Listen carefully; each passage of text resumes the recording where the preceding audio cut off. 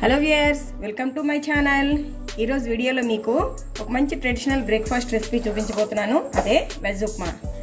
అయితే వెజ్ ఉప్మా చేసేటప్పుడు చాలామంది లంప్స్ ఫామ్ అయిపోతుంటాయని అనుకుంటూ ఉంటాం కదా. మరి అలా లంప్స్ ఫామ్ అవ్వకుండా చాలా ఈజీగా, టేస్టీగా, చాలా తక్కువ టైంలో ఎలా తయారు చేసుకోవాలో ఈరోజు మనం వీడియోలో చూసేద్దాం. వెజ్ ఉప్మా కోసం ముందుగా ఇలా కడాయిలో ఒక స్పూన్ నెయ్యి, కొద్దిగా ఆయిల్ వేసుకొని కొద్దిగా హీట్ అవ్వనివ్వాలి. ఆయిల్ కొద్దిగా హీట్ అయింది కదా, ఇందులో ఇప్పుడు 2 స్పూన్స్ పల్లీలను యాడ్ చేసుకోవాలి. పల్లీలు కొద్దిగా ఫ్రై అయ్యాయి. ఇందులో మినపప్పు, ఆవాలు వేసేసి మరి కాసేపు ఫ్రై చేసుకోవాలి.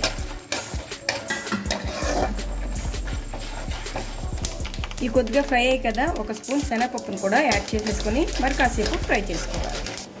ఈ పప్పులన్నీ ఫ్రై అయిపోయాయి. ఇప్పుడు ఇందులో కొద్దిగా ఎండుమిర్చి, ఒక మీడియం సైజ్ ఉల్లిపాయ, పచ్చిమిర్చి, తురిమిన అల్లం వేసేసి ఉల్లిపాయ ముక్కలు మెత్తపడేంత వరకు ఫ్రై చేసుకోవాలి. ఈ ముక్కలోనే కొద్దిగా కరివేపాకును కూడా యాడ్ చేసేసుకోవాలి.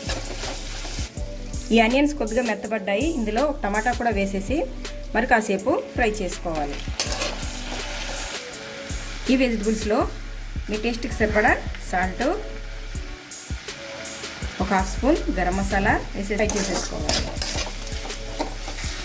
ఇవన్నీ మనకి పూర్తిగా మెత్తగిపోయాయి. ఇప్పుడు ఇందులో మనకు కావాల్సిన క్వాంటిటీలో గోధుమ రవ్వని యాడ్ చేసేసుకోవాలి.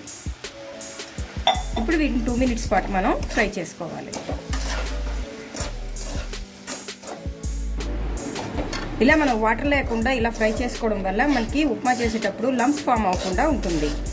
అందుకే దీనిలో యాడ్ చేయడం కోసం మనం ముందుగానే వాటర్ని హీట్ చేసి పెట్టుకోవాలి. అలా మరుగుతున్న వాటర్ని ఇందులో పోసేస్తే మనం ఇందులో వేసిన పప్పులు, ఉల్లిపాయ ఇవన్నీ కూడా మనకి ఫ్రెష్గా, అంటే పప్పులు అయితే క్రంచీగా మనకి ఉంటాయి, లేదంటే మనకి మెత్తబడిపోయినట్టు అనిపిస్తాయి కదా.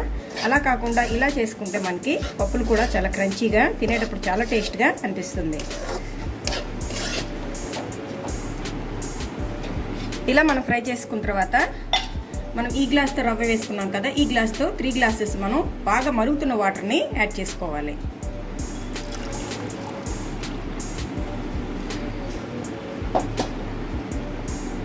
ఇలా కొద్దిగా యాడ్ చేసుకుంటూ మనం కలిపేసుకున్నాం.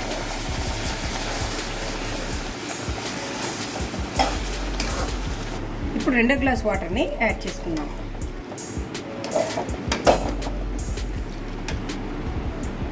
ఇలా మొత్తం 3 గ్లాసెస్ వాటర్ని యాడ్ చేసుకున్న తర్వాత ఇది దగ్గరగా అయ్యేంత వరకు సిమ్లో పెట్టుకొని కలుపుకుంటూ ఉంటే మనకి ఎక్కడ లంప్స్ ఫామ్ అవ్వకుండా సాఫ్ట్గా ఉప్మా అనేది రెడీ అయిపోతుంది.